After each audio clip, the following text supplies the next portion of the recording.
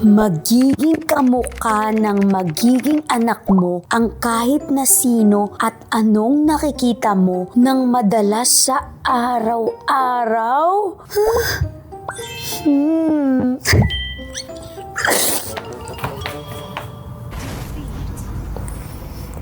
Talo? Oh, nandiyan ka. Wala lang.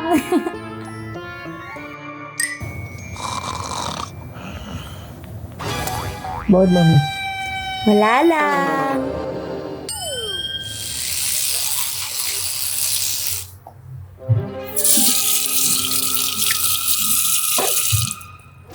Oh, Mami, bakit ba? Daddy, kasi sabi nila kung ano daw yung nakikita ng buntis, magiging kamukha ng baby.